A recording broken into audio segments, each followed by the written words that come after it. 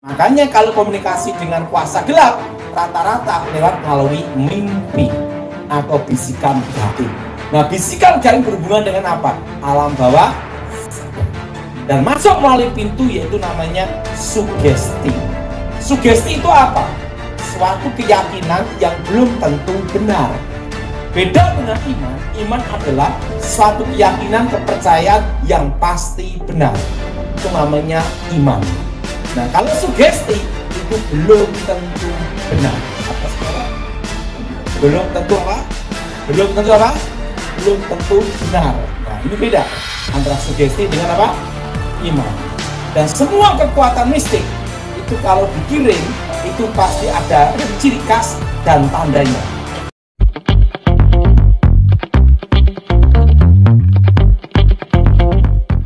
Shalom sahabat terang kemuliaan, apa kabar kalian semua? Senang rasanya bisa berjumpa lagi dengan kalian semua. Kiranya damai sukacita Allah dan kebaikan Tuhan selalu bersama dengan kalian. Diberikan umur yang panjang, diberikan kesehatan yang sempurna, dan juga tentunya diberikan rezeki yang berlimpah. Pada kesempatan kali ini kita akan kembali lagi mendengarkan firman Tuhan yang tentunya akan dibawakan oleh hamba Tuhan, yaitu Evangelis Dotoni atau Pastor Dotoni. Jadi beberapa hari yang lalu ya, Pastor Dotoni atau Evangelis Dotoni mengadakan seminar di Bali bersama Yefta Ministry, dan kita akan mendengarkan di sini Pak Dotoni menjelaskan tentang hubungan manusia dengan kuasa roh jahat, apa yang terjadi dalam kehidupan, khususnya tentang santet menyantet, kemudian hal-hal banyak lagi, hal-hal lain yang tentunya dibahas oleh Evangelis Dotoni atau Pastor Dotoni, dan juga beliau memberikan juga solusi-solusinya ketika kita menghadapi masalah-masalah yang berhubungan dengan roh jahat tentunya. Nah sahabat terang kemuliaan, seperti apa sih penjelasan lebih lengkapnya, seperti apa sih seminar yang diadakan oleh Evangelis Dotoni atau Pastor Dotoni? Sebelumnya mari kita masuk ke dalam doa. Tuhan Allah Bapa kami yang berada dalam kerajaan surga, terima kasih Tuhan Yesus buat kebaikan-Mu ya Bapa. Bapa, sebentar kami akan mendengarkan firman-Mu Tuhan, kiranya Engkau pimpin kami agar kami bisa mendengarkannya dan menerima firman-Mu Tuhan dan mencernanya dengan baik. Terima kasih Tuhan Yesus, berikan kami hikmat marifat agar kami bisa mengerti apa yang disampaikan. Di dalam nama Tuhan Yesus kami berdoa. Haleluya. Amin. Sahabat terang kemuliaan, jangan lupa dukung juga terus channel terang kemuliaan ini dengan cara apa? Tentunya dengan cara subscribe dan bagikan video-videonya kepada yang lain agar kiranya channel terang kemuliaan ini bisa menjadi berkat untuk orang banyak. Baiklah sahabat terang kemuliaan, kita akan langsung saja menyaksikan dan mendengarkan pesan dari seminar yang diadakan di Bali khususnya oleh Evangelis Dotoni atau Pastor Dotoni. Selamat menyaksikan.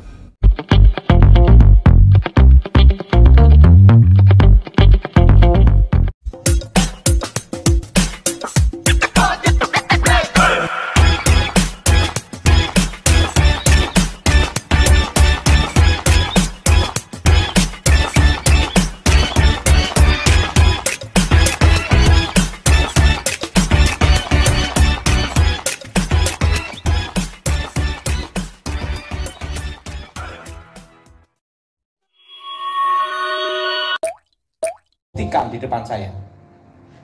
Nah ini yang susah adalah saya berdoa sama Tuhan. Tuhan, tunjukkan kuasa-Mu, aku mohon pertolongan-Mu. Waktu saya doa, tiba-tiba ada kayak kilatan cahaya terang sekali kayak petir. Waktu itu saya berdoa demi nama Yesus. Saya tahu itu ilmu santet. Des, cahaya itu berubah menjadi paku.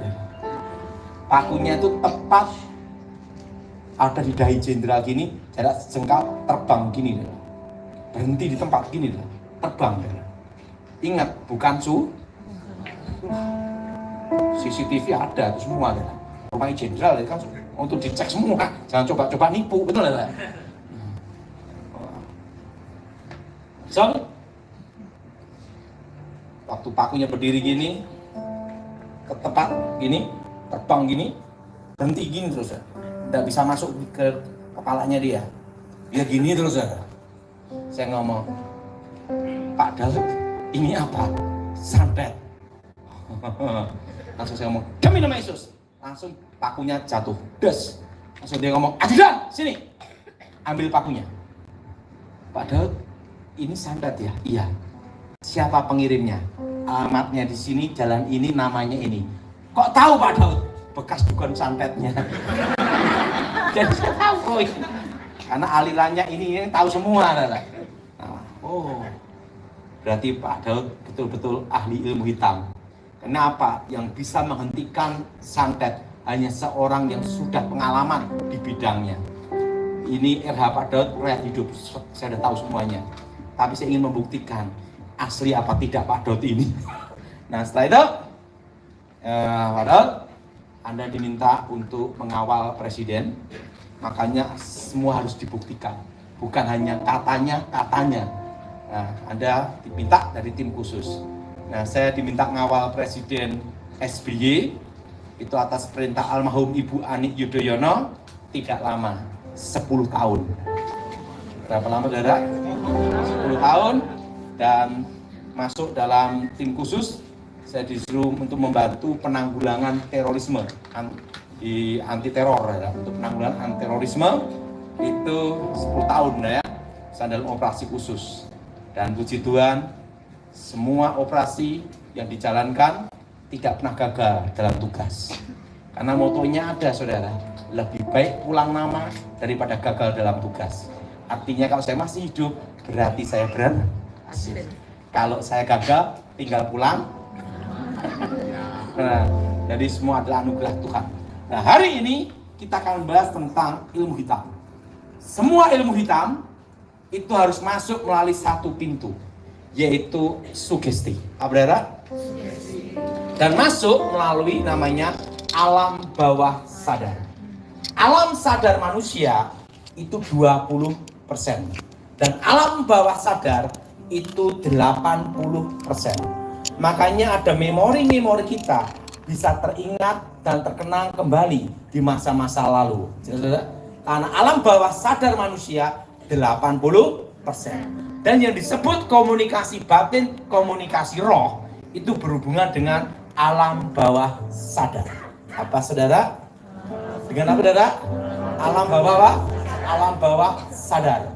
Nah, semua kekuatan mistik, kekuatan gaib harus masuk melalui satu pintu itu, yang disebut alam bawah sadar. Ini disebut apa saudara? Yang disebut kekuatan batin. Makanya orang itu kalau belajar ilmu mistik pasti belajar namanya konsentrasi, dengan penyatuan alam, penyatuan pikiran untuk masuk ke alam bawah sadar.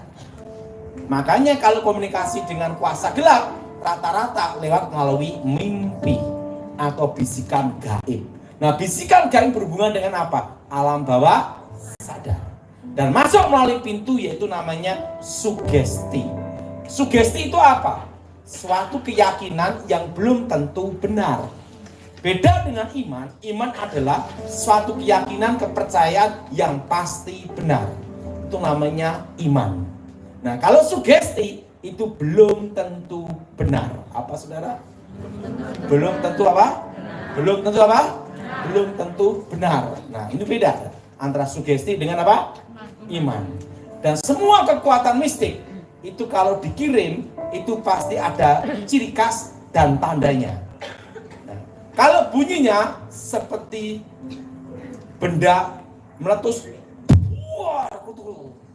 tetapi tidak ada bendanya di atap rumah, itu adalah jenis ilmu santet. Kalau di Bali namanya apa? Leha. Itu adalah ilmu untuk apa? Membunuh. Apa saudara? Membunuh atau bikin jatuh sakit parah. Tapi tidak ada bendanya. Dan yang mendengar itu adalah yang dituju. Jelas?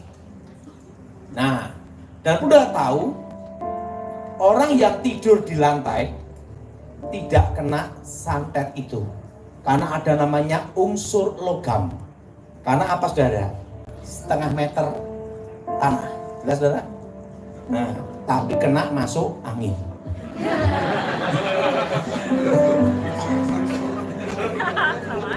Ya, makanya sampai ada yang tidur di itu lantai itu, tapi ingat bukan tingkat loh, harus di bawah. Karena di bumi ini ada namanya gaya gravitasi. Nah, semua santet jenis ledakan itu ada namanya unsur logam yang digunakan. Jelas? Nah, dan orang yang suka tertawa, hati gembira, tidak bisa kena. Tapi jangan ketawa sendiri. namanya edan. Ngomong sebelahnya, kamu edan enggak? Jelas?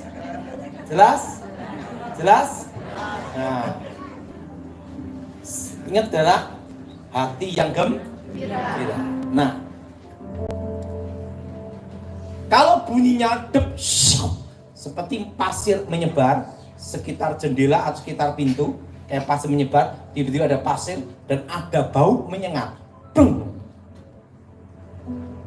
Nah, kayak bau busuk, lewat aja. Tapi kalau bau busuknya menetap, itu bau got. Jadi langsung bleng. Nah, bleng. Itu jenis adalah untuk bikin bangkrut atau menutup masa depan. Jelas? Untuk bikin bangkrut atau menutup apa? Masa depan. Namanya menutup masa depan, bikin sial, bikin bangkrut. Kalau bunyinya sreng dor, itu mercon.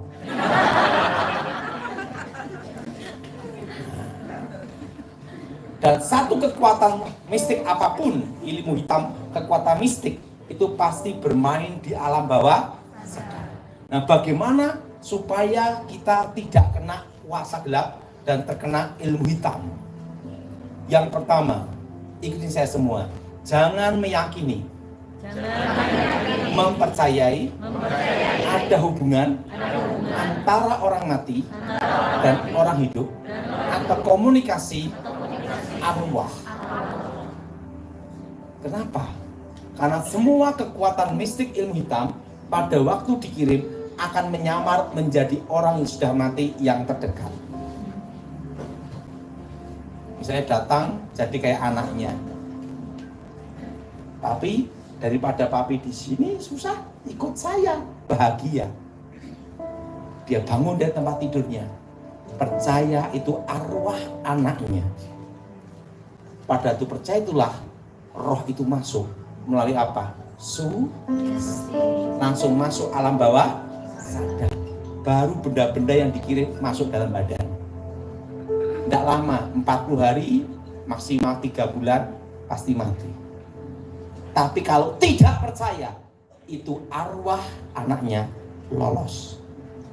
Kan harus ada namanya sugesti. Jelas?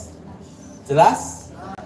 Atau mimpi gigi tanggal 1. Wah, mati. Sekalipun kau mimpi gigi rontok habis semua. Tidak ada masalah. Atau nebang pohon atau mandi telanjang. Wah, sial bangkrut. Waktu dia percaya itu sebagai tanda nasibnya dia, roh kebangkrutan baru bisa masuk.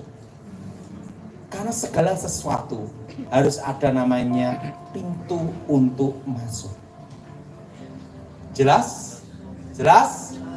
Nah, supaya tidak kena ilmu hitam, jangan meyakini, mempercayai ada hubungan dan komunikasi arwah. Itu nomor 1. Karena semua kekuatan mistik pasti menyamar menjadi itu. Kok tahu Pak Daud? Kan bukunya sendiri. Jadi tahu praktiknya apa sebelum bertobat. Nah, jelas? Ingat, kalau kita mati dalam Tuhan, detik itu juga kita ada di Firdaus untuk menunggu hari pembagian mahkota memerintah bersama Tuhan. Menunggu Firdaus.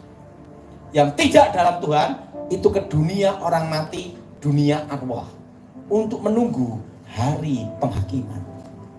Terpisah di antara orang hidup. Nah, tidak keluyuran jalan-jalan cari bakpao, siomay, setelah itu babi goreng. Terputus. Jadi kalau ingin lolos dari semua ilmu hitam, harus jangan meyakini itu. Itu kuncinya. Oke, jelas? Kedua, ketakutan. Apa saudara? Apa saudara? Semua kekuatan mistik, kekuatan roh itu mengambil energi negatif manusia untuk diubah menjadi penglihatan. Apa saudara? Orang yang takut setan pasti ketemu setan. Ngomong sebelahnya, kamu setan bukan? Ingat, orang yang takut setan pasti ketemu apa? Setan. Orang yang takut setan pasti ketemu apa? Setan. Semua penampakan setan di seluruh dunia itu menggunakan mitos, budaya, kepercayaan setempat. Wujud asli setan sampai detik ini tetap malaikat. Malaikat kegelapan. Jelas apa saudara? Malaikat apa? Kegelapan. Dan di dalam penampakannya menggunakan apa? Penyamaran. Melalui apa? Mitos, budaya, kepercayaan setempat. Makanya setan Indonesia beda dengan setan Amerika. Karena mitos kepercayaannya beda. Makanya setan Indonesia makannya kembang. Setan Amerika makanya apa? Hotdog. Beda mitos, beda budaya. Karena semua penampakan itu tergantung apa? Mitosnya, kepercayaannya, legendanya. Dari situlah sisi ketakutannya untuk diubah menjadi Misalnya di pinggir jalan sana dipercaya ada kepala terbang. Orang takut ke situ. Dari energi ketakutannya diubah jadi penglihatan. Sehebat-hebatnya pusaka, jimat atau mantra apapun, kalau yang memegang tidak percaya, maka kekuatan pusaka jimat itu tidak berfungsi. Ingat, jimat-jimat yang ada di Indonesia dipuja-puja, disembah-sembah. Belanda tidak percaya jimat-jimatan, darah. Dibawa, disita sama Belanda untuk mainan apa? Arkeologi, betul? Museum Belanda sana lebih lengkap, betul? Wah, gitu lah. Kenapa? Tidak percaya. Semua kekuatan mistik itu kelemahannya adalah, ikutin saya semua, yang ada dianggap tidak ada. Artinya tidak dianggap ada kekuatannya. Itu kelemahannya. Nah, pada waktu meyakini itu ada minus, makanya dukun-dukun yang ilmu kebal zaman Belanda ditembak londo mati kabeh. Karena Belanda tidak percaya, jedok mati. Nah, pada waktu praktek, pada waktu teori, pada waktu praktek, ini beda dengan teorinya. Waktu teorinya itu selalu di tempat latihan. Nah, yang dicoba, yang nyoba itu harus sugesti dulu. Ada sugestinya baru diambil energi menjadi benteng pertahanan dia. Tapi kalau yang nyoba itu tidak percaya, jedor, selesai. Jelas? Jelas? Nah, ini ada cerita anak sekolah minggu. Di satu perguruan, itu perguruan tenaga dalam. Wah, pukul gini jarak jauh ambruk gitu loh. Oh, pukul ambruk gitu loh. Wah, ini master gurunya praktek. Dengan bangga dia ngomong, itu pakai sandal. Sandalnya dimantrai, tenaga dalam kekuatan mistiknya dimasukkan dalam sandal itu. Murid-muridnya ngangkat sandal itu tidak bisa. Itu di lapangan. Nah, sekitar lapangan itu ada tempat sekolah minggu. Nah, ada anak sekolah minggu yang paling nakal, yang paling bandel. Sampai guru sekolah minggunya tobat berkali-kali. Nakal banget anak itu. Lepas dari pengawasan guru sekolah minggu, dia lari. Dia lari di sekitar lapangan. Dia lihat orang-orang besar itu rebutan apa. Karena dia anak nakal dan jahil, dia nemuin di situ. Dipegang sandalnya, dilempar. Apa yang terjadi? Itu gurunya tenaga dalam itu sama muridnya ikut sekolah minggu semua. Nah, salah satu yang ikut perguruan itu bertobat sekolah kitab cerita. Saya bertobat gara-gara anak bandel itu. Kenapa? Karena anaknya tidak tahu. Selesai. Tidak ada sugesti. Jelas, sehebat-hebatnya pusaka apapun, pada waktu yang memegang tidak meyakini dan mempercayai, kekuatan itu tidak berfungsi. Kan harus ada namanya min plus. Jelas? Jelas? Nah, yang ketiga, akar pahit, kecewa, dendam. Apa saudara? Saudara? Nah, semua kekuatan mistik itu unsur api kegelapan. Dipercaya sebelum saya bertobat, jin, setan, pri, perayangan tercipta dari unsur api. Sudah tahu bahwa Tuhan tidak pernah menciptakan setan. Karena segala awal yang diciptakan Tuhan adalah baik. Tuhan menciptakan malaikat, sepertiga malaikat jatuh dalam dosa, jadilah setan. Nah, namanya api kegelapan. Orang kalau kecewa, akar pahit, dendam, pasti ada namanya panas hati, akar pahit. Susah tidur. Betul? Nah, satu unsur dengan apa? Api kegelapan. Roh itu bisa masuk. Maka Yesus berkata, kalau engkau mengampuni, Bapamu pun mengampuni. Amen. Kalau engkau tidak mengampuni, Bapamu pun tidak mengampuni. Pengampunan adalah kunci pemulihan. Amin. Amin. Nah, yang keempat, orang pelit paling mudah kena ilmu hitam. Nah, apa hubungan orang pelit dengan ilmu hitam? Ada, saudara. Ada, saudara. Apa rahasianya? Apa, saudara? Apa rahasianya? Ini rahasianya.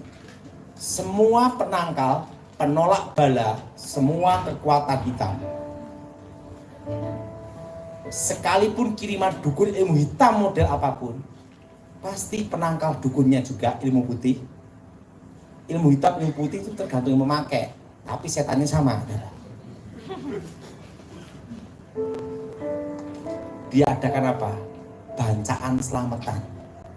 Tahu saudara? Makan bersama orang-orang miskin. Nah, supaya apa? Ada hukum takdir di sini. Siapa yang menabur dia menuai. Saudara, ingat saudara, siapa yang menabur dia yang apa? Menuai. Saudara, hukum ini berlaku bukan hanya untuk orang Kristen, tapi semua umat manusia. Dan setan tahu, setan tidak ada ilmu baru. Ingat jangan, ngomong sebelahnya, tidak ada ilmu baru. Dia tahu firman Tuhan. Wong dia mencoba Yesus juga pakai Alkitab. Nah, artinya apa? Pakem takdir, artinya suatu garis yang digariskan oleh takdir. Makanya aliran dukun model apapun, untuk penangkal ilmu hitam, langkah pertamanya dia ngejak ritual makan bersama orang miskin. Di Bali juga pasti itu, betul? Betul?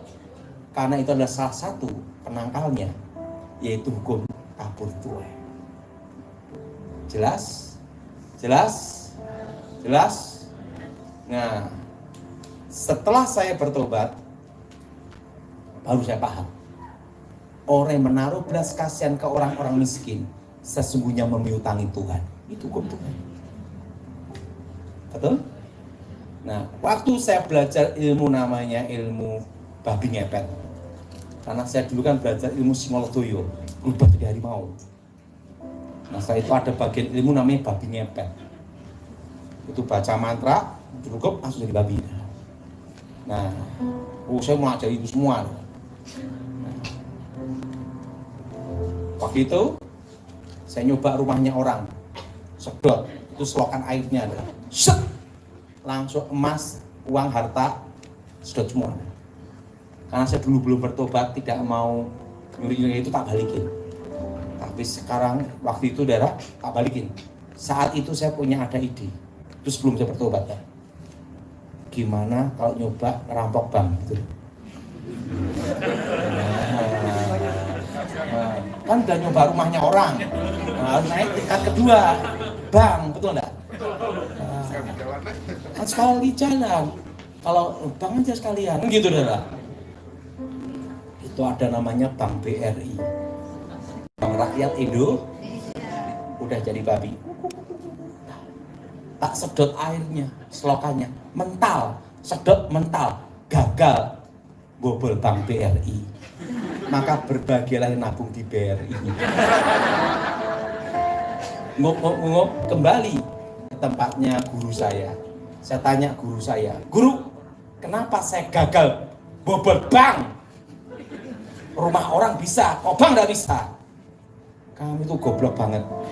Dari Adam Bowo sampai kamu, nggak ada babi ngepet tuyul bobol bank, kecuali kamu adanya. Kenapa? Bank tidak bisa dibobol babi ngepet sampai ngepot, tuyul sampai ngundung. Kenapa? Karena di bank itu uangnya orang pelit dan sosial kumpul jadi satu. Jelas? Jelas? Jelas? Uangnya orang pelit dan sosial kumpul jadi apa? Nggak bisa. Nah, orang bisa dikirimin ilmu bangkrut, mati rezeki, itu kalau orangnya pelit.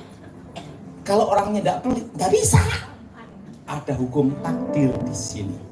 Saya rasa malam ini persembahan berubah.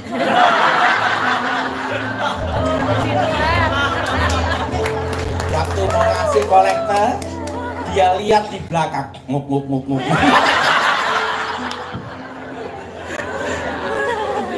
Ingat, ada hukum takdir di sini. Apa saudara? Ada hukum apa? Ada hukum takdir. Dan hukum takdir itu tidak bisa dilawan. Ingat, nasib ditentukan oleh keputusan kita. Tapi takdir tidak bisa berubah. Takdir itu apa? Manusia lahir, manusia mati. Betul? Itu takdir. Tapi kalau orang ingin kaya atau miskin, nasibmu ditentukan keputusanmu. Itu beda. Nah, kalau yang saya omongkan ini adalah takdir. Orang yang suka menabur, suka menolong, nggak bisa. Dan itu garis sudah. Itu beda dengan nasib. Jelas? Jelas? Jadi supaya tidak kena ilmu hitam, harus apa saudara? Maka Alkitab itu ada namanya perpuluhan. Ada persembahan kasih. Itu adalah penolak, penangkal ilmu hitam. Alkitab berkata apa? Membuka tingkat-tingkat langit. Artinya apa? Itu garis takdir. Nggak bisa dilawan. Sehebat-hebatnya dukun apapun, tidak bisa ngirim bangkrut seseorang yang suka nolong memberi. Waktu saya dipanggil almarhum Ibu Ani Yudhoyono, dia tanya sama saya, Mas, gimana supaya tidak kena ilmu santet? Mudah Ibu. Ibu banyak sedekah, banyak nolong orang. Udah, selesai. Untuk orang yang bukan Kristen, dilawan dengan apa? Garis takdir. Makanya ada orang-orang tidak bisa dikirim santet. Kenapa? Ada garis ini. Ingat saudara, itu yang disebut namanya keadilan yang maha kuasa. Ingat saudara, orang baik, orang jahat, semua bisa merasakan datangnya malam dan datangnya siang. Betul? Karena karena keadilan pula ada yang namanya garis apa? Takdir. Jelas? Nah, yang kelima, ini yang terpenting dari semuanya. Kalau kita percaya Yesus hidup dalam Tuhan, roh yang ada dalam diri kamu lebih besar. Amin. Itu lebih dari yang keempat tadi. Adanya protek perlindungan Tuhan. Nah, ini pengecualian. Nah, jadi mulai hari ini jangan ada akar pahit dalam hidup. Ngomong sampingnya, kamu pelit menjahat. Ngomong sebaliknya, ngomong, ingat tuyul menunggu. Ingat, makanya ada ritual-ritual apa? Bacaan selamatan untuk orang-orang miskin maka itu sebenarnya garis takdir. Dan itu tidak bisa dilakukan. Jelas? Orang yang suka menolong dan suka makanya saya bisa menolong orang Muslim maupun orang Hindu. Karena apa? Karena saya tahu rahasia ini. Oh Bapak Hindu, oh ya, caranya ini. Selesai. Sering banyak nelpon saya, Hindu juga. Muslim juga nelpon, Pak gimana caranya? Oh ya, oh lawan dengan ini, garis tak. Nah, Bapak Muslim, oke, sedekah, selesai. Tapi di antara empat itu ada lebih hebat, hidup di dalam Tuhan. Ada roh terang yang menyinari kegelapan. Oke, kita tanya jawab. 20 pertanyaan ya. Ya 10 aja lah. Hah? Siap, cek. Pak, ini sebelum pertanyaan dari jemaat, saya dulu mau tanya. Kalau misalnya dari 5 tadi itu, 4 dijalanin, 1 nggak dijalanin, kena nggak? 4 ini, misalnya, hati tidak ada dendam, tidak ada kecewa. Ada, percaya Yesus. Apa gimana? Ya, hati nggak ada dendam, percaya Yesus ya, nggak pelit, terus satu lagi. Sugesti, tapi sugesti gitu. 4 dijalanin, tapi 1 sugesti. Nah, sugesti ini biasanya tidak kena, tapi ke bawah-bawah. Maksudnya? Halusinasi. Oh. Kebanyakan apa? Halusinasi. Karena secara otomatis orang yang tidak ada karpet kecewa tidak bisa kena. Nah, banyak yang saya layanin 80% itu karena apa? Halusinasi. Oke? Yang 20% berarti ada yang asli. Dan sebagainya. Ada orang kerasukan, itu bukan kerasukan. Tapi apa? Stres. Kasus kerasukan yang saya tangani 50% itu asli kerasukan, ada 50 karena gampang cirinya. Kalau ada orang kerasukan matanya gini-gini, itu pasti stres. Kenapa? Dia masih sadar. Oke, lanjut. Kalau dibalik Pak, percaya Yesus tapi yang 4-nya enggak? Tetap ada protek. Tapi ingat,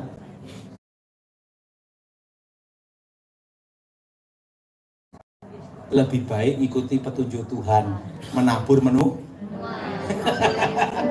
Oke, lanjut. Oke, lanjut ya. Ini pertanyaan dari yang hadir. Apakah perbuatan atau aktivitas okultisme yang dilakukan oleh nenek moyang atau orang tua bisa mendatangkan kutuk atau kegagalan bagi keturunannya? Contoh gagal ekonomi, kesulitan menemukan pasangan atau jodoh, sakit penyakit. Bisa.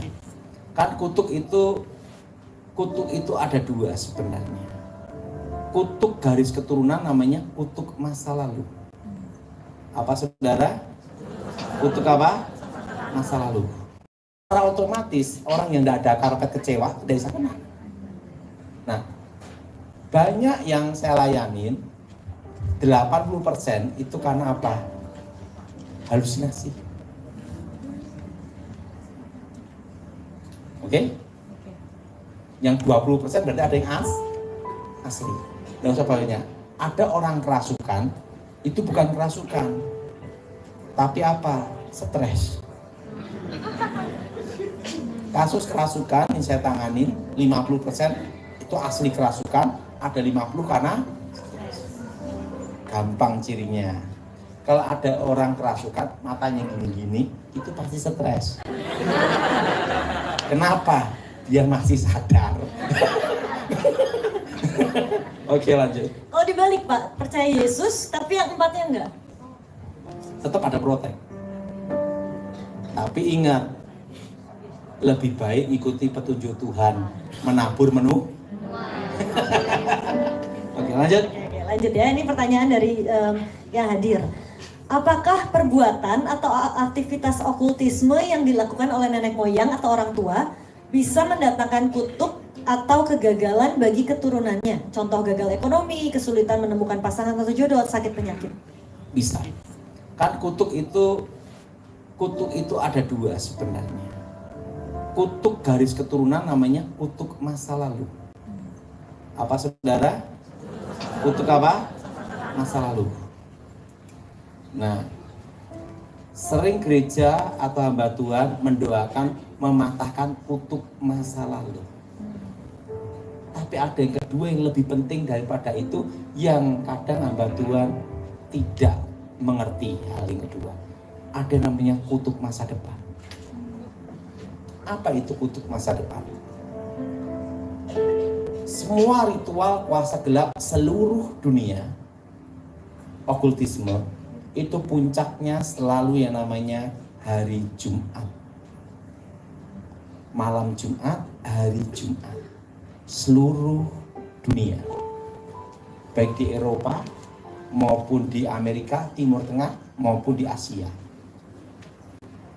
Yang disebut Sabat Yahudi, hari ke-7, itu adalah Sabtu. Makanya Advent itu Sabtu, hari ke-7. Kenapa kita hari Minggu, hari pertama? Karena Yesus bangkit hari Minggu. Kebangkitan. Berarti hari yang ke-6 itu hari apa? Jumat. Ingat, hari yang ke-6 Tuhan menciptakan manusia segambar serupa dengan Tuhan.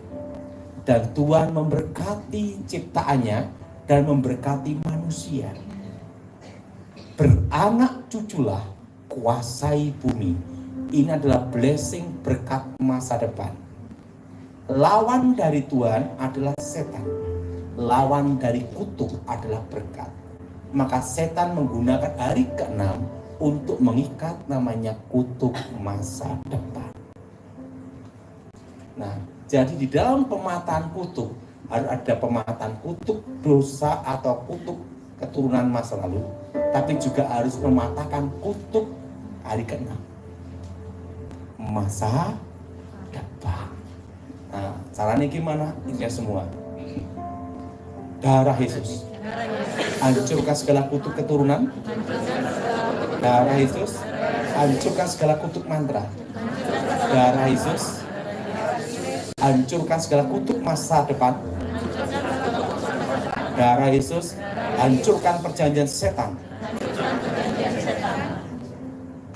Darah Yesus hancurkan segala kutuk masa lalu dan masa depan.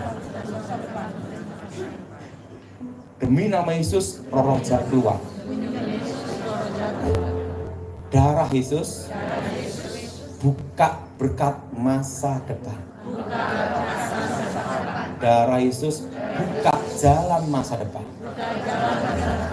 Di dalam nama Yesus, amin. Ngerti? Ingat, semua masa depan itu ada jalannya. Buktinya, orang nyalonkan lurah aja minimal S1, betul nggak? Kan SD susah nyalonkan lurah, betul nggak? Betul? Betul? Betul? Orang kalau buka toko pasti di pinggir jalan. Betul? Tidak mungkin di puncak gunung. Siapa yang mau beli? Betul nggak? Artinya segala sesuatu itu ada jalan. Nah, kalau orang terikat kutuk, itu tertutup namanya masa depan. Hari ke-6. Oke.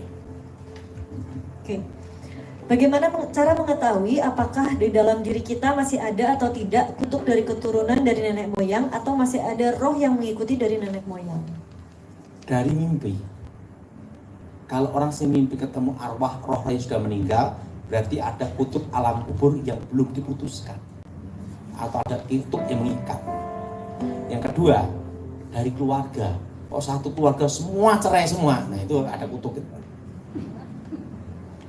Atau satu keluarga susah kawin, perawan tua perjakato expired kadaluarsa, nah hati-hati itu kan. Nah, itu harus diputuskan. Kalau satu yang cerai, lainnya tidak, berarti apa? Kebetulan. Oke, lanjut. Terus Pak, bedanya kalau arwah yang Bapak bilang tadi dengan yang kayak waktu di perjanjian lama Samuel datang lagi, itu gimana? Ingat, itu bukan roh Samuel. Ingat, sesuatu yang ilahi itu datang dari atas. Elia dan Musa. Ingat, Musa sampai sekarang mayatnya tidak ditemukan. Jelas? Kedua, Saul sendiri tidak lihat. Yang lihat itu adalah dukunnya. Aku melihat sesuatu ilahi muncul dari dalam bumi. Ingat. Pertama, ingat, datang dari apa? Itu dari Tuhan. Kalau di dalam tanah, berarti dari mana? Gede. Jelas? Yang kedua, Saul sendiri tidak lihat. Ketiga, konteks pengundangan roh. Suatu roh bisa dipanggil datang, berarti roh itu tingkatnya lebih rendah daripada sang pemanggil. Dukun sama nabi pangkatnya tinggi mana? Nah, bisa dipanggil sama dukun gimana? Berarti tingkatnya lebih rendah. Presiden panggil menteri, betul? Karena lebih tinggi, betul? Menteri panggil presiden, besok dipecat. Karena lebih tinggi, betul? Nah, dukun sama nabi pangkatnya lebih tinggi mana? Keempat, nubuatnya tidak terjadi.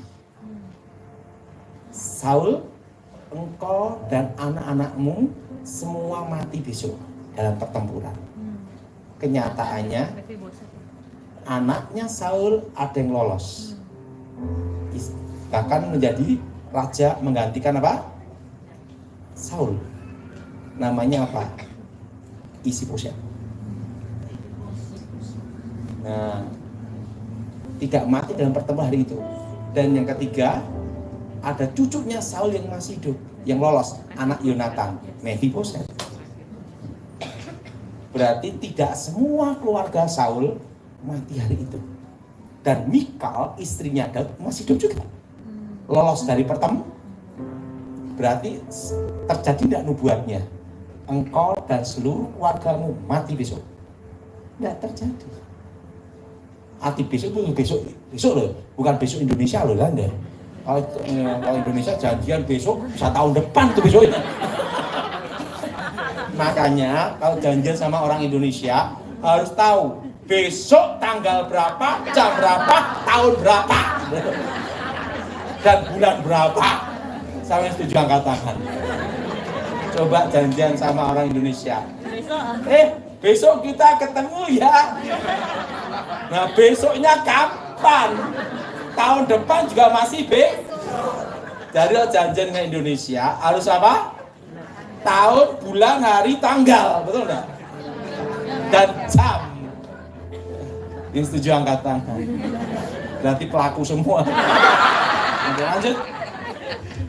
Oke, selanjutnya saya adalah pendoa yang kadang melayani pelayanan pelepasan. Apa yang harus dipersiapkan supaya tidak terkena serangan balik? Berdoa darah Yesus sucikan tubuh, jiwa, roh, dan keluarga. Dah, itu aja. Oke, lanjut. Apakah setiap orang Kristen atau percaya punya kuasa yang sama dalam mengusir setan? Karena saya lihat ada yang sakti, ada yang tidak perlu waktu lama untuk mengusir setan, ada yang berlama-lama. Karena ada yang mengusir setan keliru. Saya mau tanya, ada yang mengusir setan ngomong gini, di dalam nama Yesus setan keluar. Itu salah. Berarti kan setan semua masuk ke dalam. Lah setan yang bingung, langsung ngapain?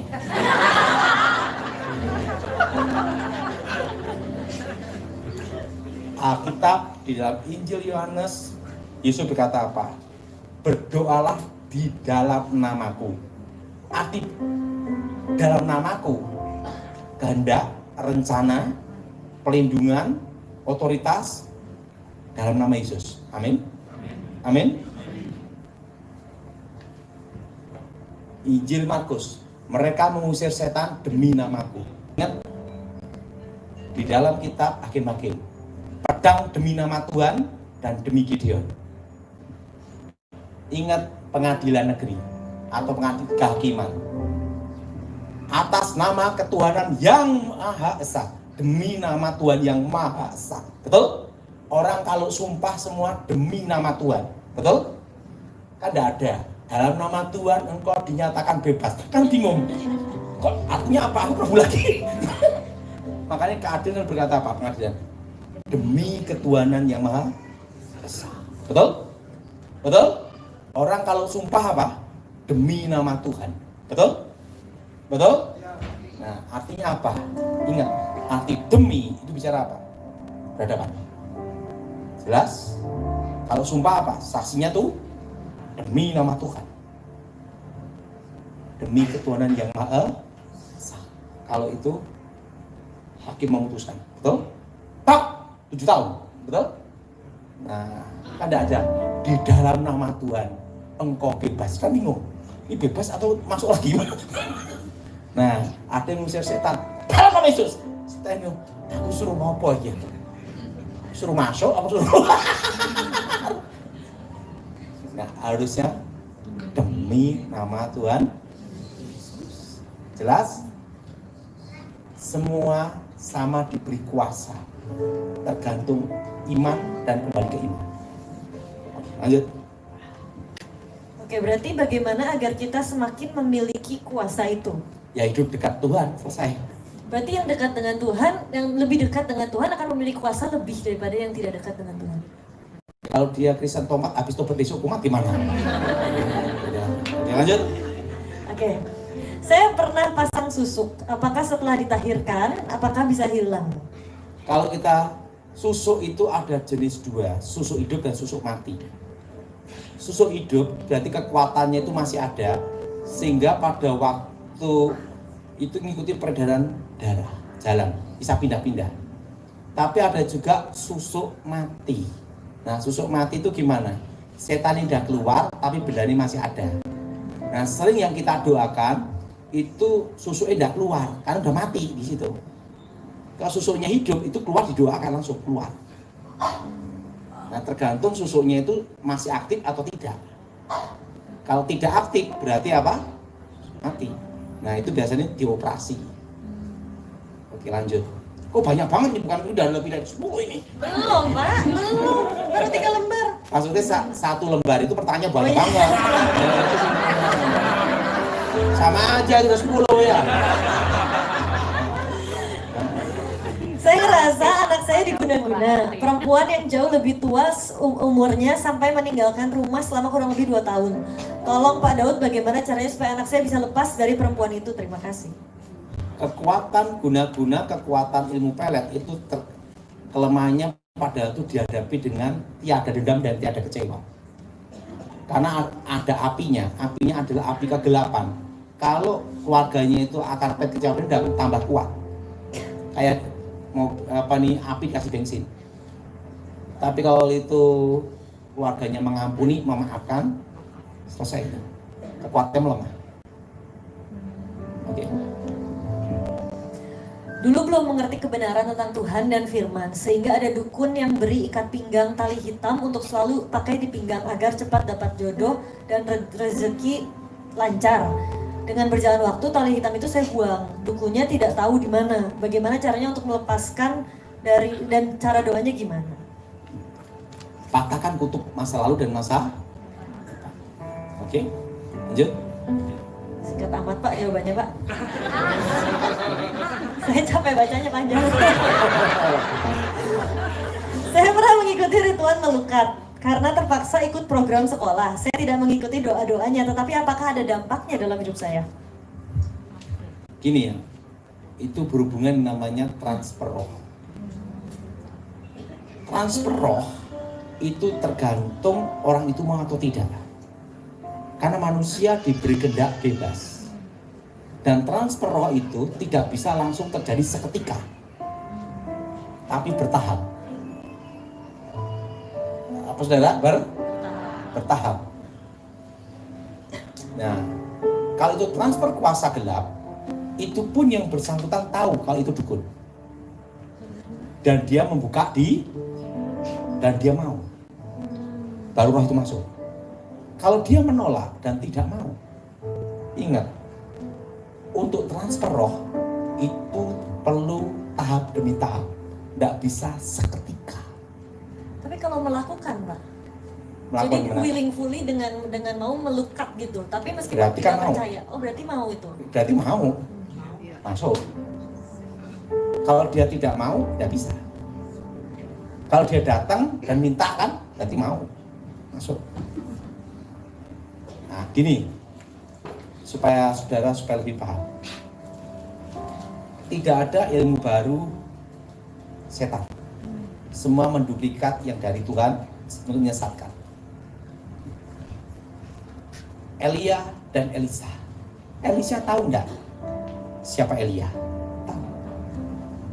Untuk dia mendapat transfer roh dari Elia, bisa enggak sehari? Enggak. Bertahun-tahun dia ikut Elia. Betul? Sampai menunggu waktunya Elia naik ke roh Yosua. Apakah dia hanya sehari 2 hari ikut Musa?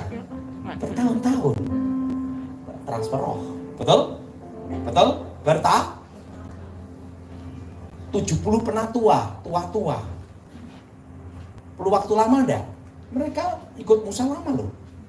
Setelah itu mereka membuka diri untuk dipakai Tuhan, dan Tuhan mengambil sebagian roh dari Musa kasih ke mereka. Tapi mereka kan ngerti dan membuka diri, dan perlu proses. Jadi transfer roh itu tidak bisa instan dalam sehari. Nah, zaman dulu, kita ngomong zaman dulu ya, kita ini paling suka yang namanya pendeta impor, betul enggak?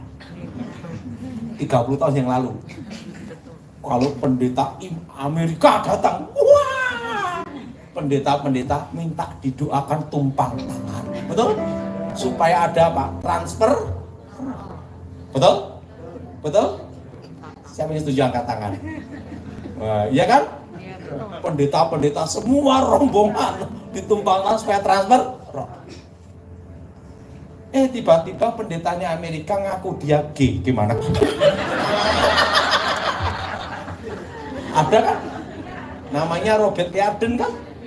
Betul? Nah, ini kendalanya yang habis didoain apa langsung tarian roh gitu.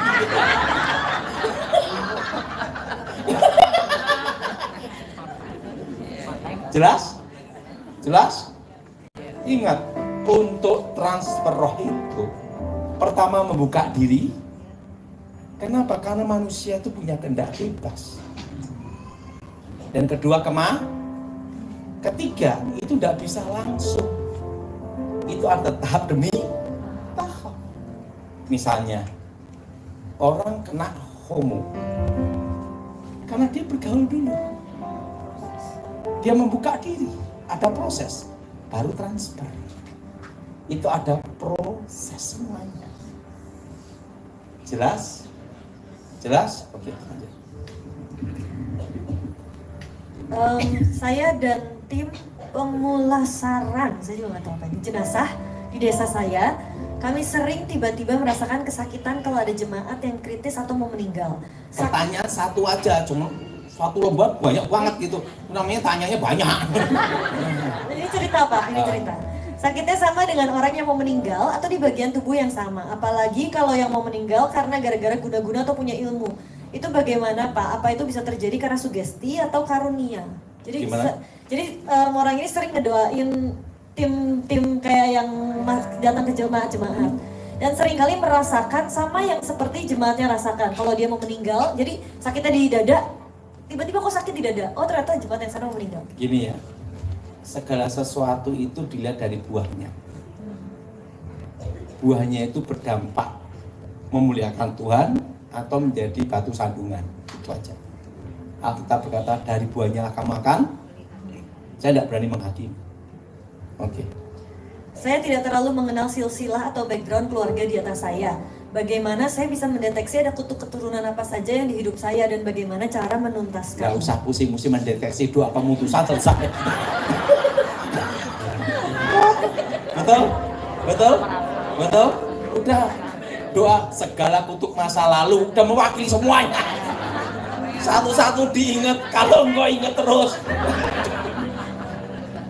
Aduh, gitu aja repot. Lanjut. Saya sudah lama tahu bahwa keturunan di atas saya pernah melakukan perzinahan. Dan kutuk perzinahan itu seperti ada di hidup saya. Setiap kali ada doa pematahan kutuk, saya selalu ikut. Tapi selalu ada hasrat dan dorongan untuk terus berzina. Apakah ada yang salah? Karena saya betul-betul percaya Tuhan sudah mematahkan kutuk itu di hidup saya. Ini, itu setan menggoda. Lo mau enggak? Tergantung lo. Betul?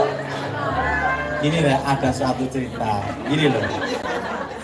Ini dengerin, semua dengerin. Manusia itu diberi kehendak bebas. Setuju, angkat tangan. Kedua, setan itu bagian pengusulan. Bagian apa, Bu? Lo mau ndak? Kamu mau? Setan ngomong, gua hanya ngusulin loh.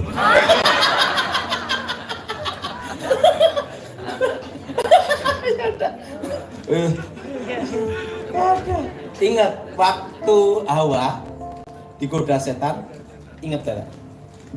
Tuhan aja tidak memaksa kita untuk percaya. Setan juga tidak memaksa loh.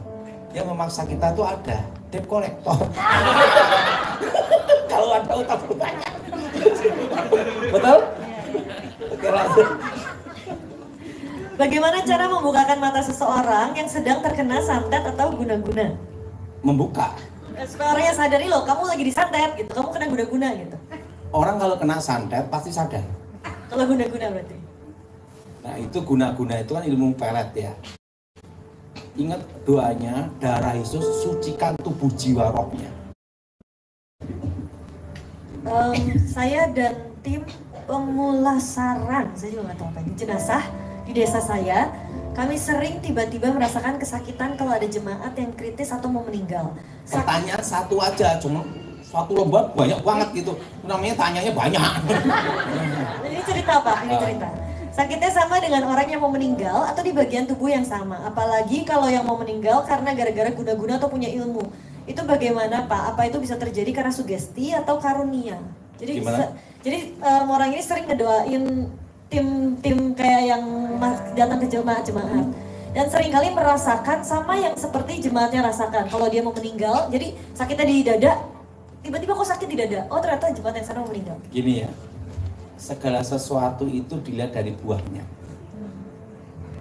Buahnya itu berdampak memuliakan Tuhan atau menjadi batu sandungan. Itu aja. Alkitab berkata dari buahnya lah kamu makan. Saya tidak berani menghakimi. Oke. Saya tidak terlalu mengenal silsilah atau background keluarga di atas saya.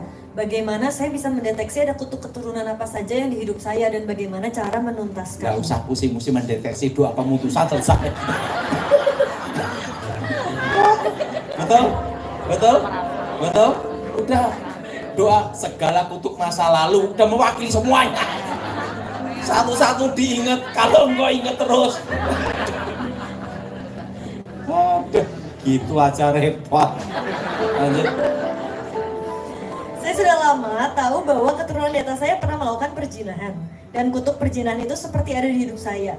Setiap kali ada doa pematahan kutuk, saya selalu ikut. Tapi selalu ada hasrat dan dorongan untuk terus berzinah. Apakah ada yang salah? Karena saya betul-betul percaya Tuhan sudah mematahkan kutuk itu di hidup saya. Ini, itu setan menggoda. Lo mau ndak? Tergantung lo.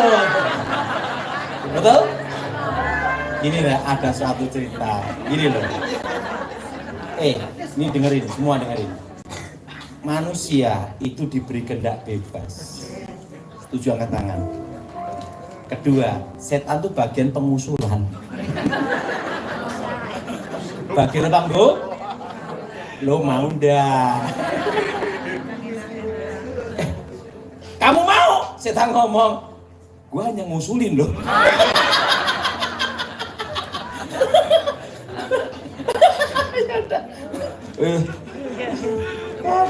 Ingat waktu Hawa digoda setan, ingat tidak? Tuhan aja tidak memaksa kita untuk percaya. Setan juga tidak memaksa loh. Yang memaksa kita itu ada debt collector. Kalau ada utang banyak. Betul? Oke, lanjut. Bagaimana cara membukakan mata seseorang yang sedang terkena santet atau guna-guna? Membuka. Supaya orangnya sadari loh, kamu lagi disantet gitu, kamu kena guna-guna gitu. Orang kalau kena santet pasti sadar. Kalau guna-guna berarti? Nah itu guna-guna itu kan ilmu pelet ya. Ingat doanya, darah Yesus sucikan tubuh jiwa rohnya. Jelas? Sebut namanya, fokuskan wajahnya, doa itu. Oke. Saya sudah berjuang mati-matian dalam bekerja, pelayanan dan rajin dalam perpuluhan. Tetapi seperti ada yang menahan saya untuk berhasil. Semua yang dikerjakan ujungnya gagal. Bagaimana bisa tahu penyebabnya dan solusinya? Solusinya satu, berarti kurang pinter.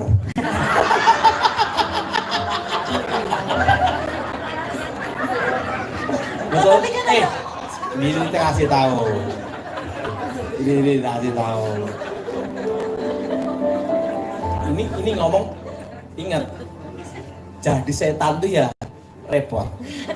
Ngomong gini, gua nggak ngapa-ngapain saya terus. Ada dia yang goblok.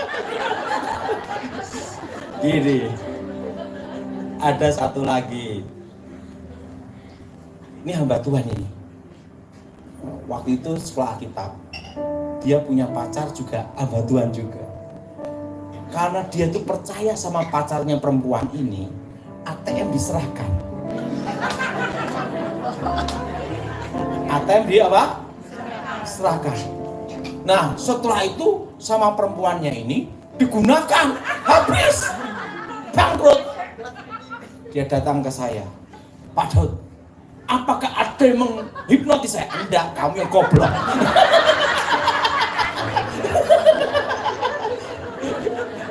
Setannya ngomong apa? Gua enggak ngapa-ngapain. Ingat, setan itu hanya menggoda. Ini loh, mau enggak? Covernya ini loh. Ini loh. Dia ngusulin, lo mau enggak? Lo mau? Setan ngomong, gua enggak ikut-ikut lo ya.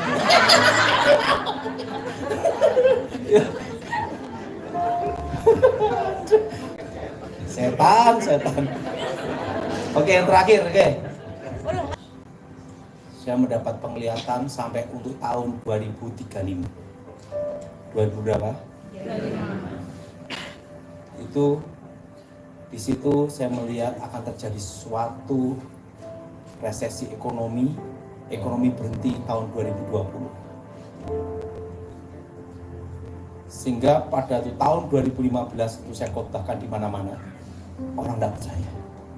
Saya dikatakan orang gila malah. 2019 saya berkata badainya datang. Resesi datang, ekonomi berhenti seluruh Indonesia. Siapa yang pernah mendengar itu angkat tangan? Banyak kan? Waktu itu sampai saya mau dipecat sama gereja. Pendeta-pendeta berkumpul untuk mencat saya, tapi tidak bisa karena saya bukan pendeta. Kedua, dan saya ini bukan penginjil gereja, status saya itu jemaat seperti saudara. Jadi jemaat sama pendeta lebih sakti jemaat. Kenapa? Tidak bisa dipecat. Tidak boleh di sini pindah ke sana. Siapa yang setuju katakan? Betul kan? Nah, mereka sampai laporkan saya ke Gilbert. Gilbert ngomong, Januari, kita tunggu aja Desember 2020. April, Corona. Ekonomi berhenti seluruh Indonesia. Nah, waktu orang berkata itu kaget, terjadi. Ekonomi berhenti. Nah, setelah itu 2021 itu di kepala staf Presiden Muldoko. Karena kebetulan kan saya dulu di bagian pengamanan Presiden 2004 sampai 2014. Dan termasuk saya dulu yang mengusulkan Muldoko untuk menjadi kepala staf Angkatan Darat. Karena waktu itu kan ada di Patra Jasa. Itu 2021 saya ngomong sama Pak Muldoko, kepala staf Presiden, saya beritahu 2021 nanti 2024 cawapres nanti Gibran Rakabumi. Nggak percaya, karena umurnya masih di bawah usia 40. Karena undang-undangnya harus di atas 4. Tapi saya beritahu Gibran. Dan 2021 bulan Mei saya ngomong malaikat maut turun dari langit dari Jakarta menuju Surabaya untuk Indonesia. Yang masih ingat angkat tangan coba. Waktu saya ngomong itu orang tidak percaya, malah ngatain saya, malaikat mautnya mana? Gitu dah. Begitu bulan Juni, yang mati ribuan, dan setiap 5 menit ambulan, betul? Langsung banyak yang nelpon saya, Pak Daud, malaikat mautnya sekarang di mana? Di atap rumahmu. Nunggu menjemput. Wah, waktu itu saya memberitahu malaikatnya kembali ke surga nanti bulan Oktober, langsung blok turun semua. Nah, sejak itu langsung banyak yang mendengar kalau saya mau ngomong. Jadi pertama kali Zoom itu yang datang hanya 3 atau 4 orang, akhirnya jadi ribuan, dan setelah itu jutaan. Sekarang udah 10 juta lebih. Kalau saya ngomong gini 10 juta lebih dengerin. Kenapa? Mereka ngomong, ini orang gila, dia ngomong apa lagi? Dan waktu itu tahun 2022 Januari saya berkata, kita semua akan belajar normal. Karena corona akan bermutasi 5 tahun dan puncaknya error. 2020, sekarang 2024. Puncaknya error. Kita kembali normal. Itu pesan itu tahun 2021 bulan Oktober. Masih kena angkat tangan coba. Nah, itu. Banyak di media sosial itu.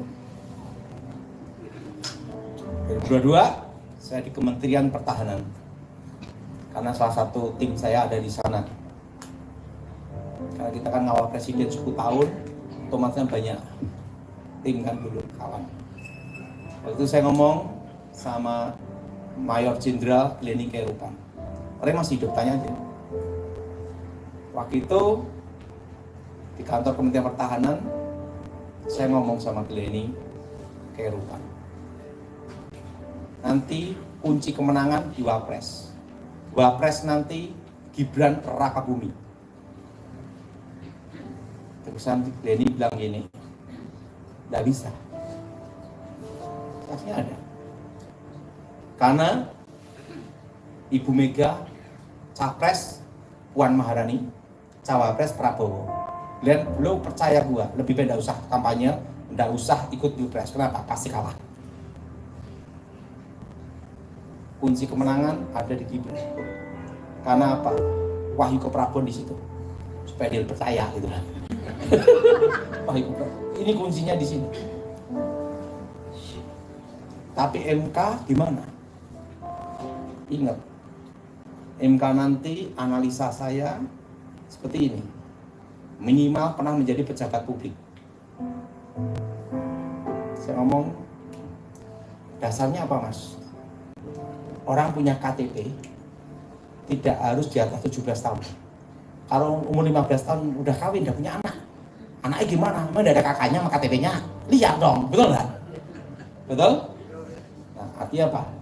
Pernah kawin, betul? Betul? Nanti masuknya ke sini nanti kan. Pernah menjadi publik. 2022 saya ngomong gitu. Dan waktu itu saya ngomong akan inflasi 5 tahun. Dan puncak inflasinya adalah 2026. Dan saya beritahu supaya jangan utang bank. Supaya apa, Dara? Jangan apa? Jangan utang bank. Karena bunga bank akan naik dan kondisi ekonomi seperti ini masih sampai tahun 2026. Kalau engkau utang bank, siapin kelapa kopior karena kamu juga ikut kopior, betul? Jelas? Jelas? Daya beli masyarakat turun, betul? Betul? Nah, kondisi seperti ini sampai tahun berapa? 2026. Dan puncak inflasi. Dan waktu itu saya pesan supaya semua berkebun. Masih ingat? Angkat tangan coba. Kenapa saya berkebun? Karena krisis pangan. Itu saya beritahu sejak tahun 2020 akan terjadi krisis pangan. Nah, gitu. 2024 menang Prabowo. Saya langsung ke Prabowo. Saya langsung ketemu di Kementerian Pertahanan. Saya beritahu satu hal. Ingat, tahun depan 2025 aman. Resesinya terkendali karena presidennya Prabowo militer. Karena dia utamakan keamanan nomor satu. Kalau presidennya sipil, tidak. Resesi parah karena tidak tegas. Karena tahun depan presidennya Prabowo aman. Bali aman.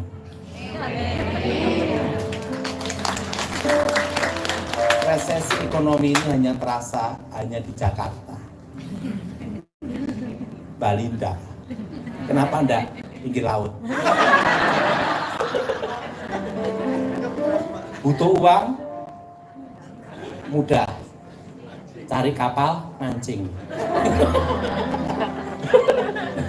Jelas? Jelas? Jadi resesinya itu hanya di Jakarta. Dan itu pun berlaku bagi yang punya utang bank. Nanti kalau enggak ya. Jelas? Jelas? Dan tahun 2015 saya udah pesan semua suruh nyimpan emas dan dolar. Itu 2015. Ya, saya masih ingat angkat tangan. Dan itu berlaku sampai 2035. Nah, nanti emas dalam waktu dekat 1,5 juta per gram. Nah, waktunya kapan? Nah, pokoknya selama berapa tahun ini. Dan berapa tahun lagi emas akan 2 juta per gram. Emas loh ya. Tahun berapa Pak? Nah, ini saya udah dikasih tahu Tuhan. Ini analisa saya. Kenapa bisa sampai 1,5? Saya beritahu, karena cadangan emas terbesar di dunia adalah Amerika. Dasarnya apa Amerika? Kan gitu. Betul? Ingat ya. Indonesia jajah sama siapa? Belanda. Yang jarah siapa? Belanda. Berarti emas-emasnya Indonesia banyak dibawa ke Belanda. Oke. Belanda diinvasi sama apa? Betul? Betul? Jerman, Hitler, betul? Nah, Jerman kalah sama sekutu Amerika. Masih dibawa kemana? Ingat. Irak masih dibawa kemana? Cina sempat mengalami dijajah loh, betul? Jepang, betul? Betul? Berarti masih dibawa kemana? Sama berapa negara termasuk Inggris, betul? Inggris, pound sterling, kenapa kuat? Karena cadangan emas. Emasnya dari mana? Negara jajahannya, betul? Rampasan perang, betul? Betul? Berarti cadangan emas itu ada di mana? Amin. Bank dunia di mana? Amerika, betul? Betul? Betul? Kita ngomong logika. Ingat, Inggris jajah mana? Ingat, Hong Kong, Malaysia, betul? Betul? Berarti masih dibawa kemana? Cadangan emas, betul? Maka emas ini akan dinaikkan untuk mengangkat apa? US dollar. Dan waktu saya ngomong US dollar masih berapa waktu itu? 2015. Waktu itu dulu saya ngomong masih 10.000. Sekarang udah berapa? 15. Emas berapa? Makanya saya beritahu, untuk menghapus dolar di muka bumi ini itu tidak bisa. Itu perlu waktu 25 tahun lagi. Lebih bahkan. Kenapa lebih? Karena ingat, Amerika mengambil dari mana? Jerman. Betul? Betul? Jepang kalah sama sekutu. Diambil siapa? Sekutu. Betul? Negara sekutu yang mengambil apa? Emas. Betul? Perang kan merampas. Perang itu biaya besar. Harus balik modal. Kan gitu dah. Ngambil apa? Ram. Dan yang diambil selalu emas. Perak enggak, maka perak enggak naik-naik enggak. Naik sedikit, emasnya yang tinggi. Kenapa? Karena ngambilnya emas. Makanya suatu negara itu mencetak berdasarkan emas. Betul? Betul? Nah, tapi beda lagi setelah berapa tahun kemudian Amerika mencetak bukan dari emas, cetak terus. Tapi ingat, tetap cadangan emas terbesar tetap Amerika, Inggris, dan siapa? Australia. Makanya nilai mata uangnya kuat. Jelas? Nah, berarti kalau mau nyimpen apa? Bahkan 2 tahun yang lalu saya beritahu jemaat supaya nyimpan emas walaupun 1 gram. Masih ingat? Coba angkat tangan, coba ingat. Nah, waktu itu masih berapa? 900. Betul? Sekarang udah berapa? 1.350.000. Betul? Untuk mendekati angka 1,5 tinggal berapa? Nah, jadi tenang aja. Pesan saya untuk tahun depan, jangan utang bank. Kedua, KPR. Jangan. Posisi untuk tahun ini dan tahun depan adalah bertahan. Saya setuju, angkat tangan darah. Apa darah? Bertahan. Pak, udah terlanjur utang gimana? Jangan nambah lagi. Karena kondisi seperti ini masih 2026. Ekonomi bergerak itu 2027. Itu baru bergerak. Ekonomi baru bergerak itu 2027. Daya beli masyarakat turun sampai 2002. Itu analisa saya. Jadi tahun depan tetap ada dampak enggak resesi di Bali? Selama enggak ada utang bank. Yang utang bank siap-siap untuk apa, Dara? Pesen kelapa kok. Setelah itu minum es karena kepalanya ikut. Sudah cukup? Ya mari kita berdoa. Aku mohon kekuatan Elohim bekerja, kuasa Elohim bekerja, bebaskan dari yang jahat, bebaskan dari kutuk, bebas dari kegelapan. Darah Yesus sucikan tubuh jiwa roh kami, dan kuasa Yesus melindungi kami semua. Berkat iman marifat menyertai kami semua di dalam nama Tuhan Yesus. Yang percaya katakan. Sahabat terang kemuliaan, itulah tadi firman Tuhan yang telah disampaikan oleh Evangelis Daud-Tony atau Pastor Daud-Tony melalui seminarnya di Bali. Kiranya apa yang telah disampaikan bisa kita cerna dengan baik dan menambah wawasan kita tentunya tentang dunia roh jahat ya. Dan menambah keimanan kita di dalam Tuhan. Dan apabila ada di antara kalian yang terbeban dan ingin didoakan oleh Pastor Daud-Tony atau Evangelis Daud-Tony, silahkan bergabung dalam acara Zoom yang diadakan oleh Yefta Ministry ataupun Tom Hiles TV. Nomor WhatsApp-nya ada di kolom deskripsi, kalian bisa menghubungi untuk nomor adminnya. Dan mari kita doakan kiranya agar Evangelis Daud-Tony ini selalu diberikan kesehatan, agar beliau dapat melakukan pelayanan dengan baik dan juga selalu mengabarkan kabar baik untuk kita semua. Sahabat terang kemuliaan, sampai di sini video kita kali ini, dan sekali lagi jangan lupa dukung terus channel terang kemuliaan ini dengan cara apa? Tentunya dengan cara subscribe dan bagikan video-videonya kepada yang lain agar kiranya channel terang kemuliaan ini bisa menjadi berkat untuk orang banyak. Mari kita tutup video ini dengan doa.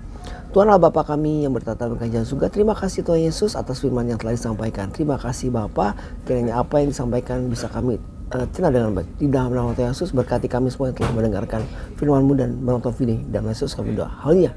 Amin.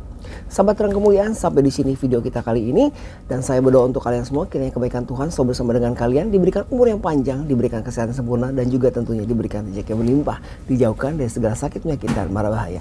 Kita bertemu lagi di lain kesempatan. Tuhan Yesus memberkati. Beginilah firman Tuhan, penebusmu yang maha kudus, Allah Israel.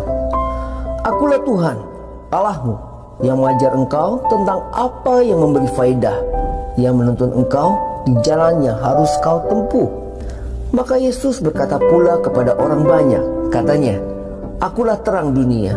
Barang siapa mengikut aku, ia tidak akan berjalan dalam kegelapan, melainkan ia akan mempunyai terang hidup. Kata Yesus kepadanya, Akulah jalan dan kebenaran dan hidup. Tidak ada seorang pun yang datang kepada Bapa kalau tidak melalui aku. Tuhan Yesus memberkati.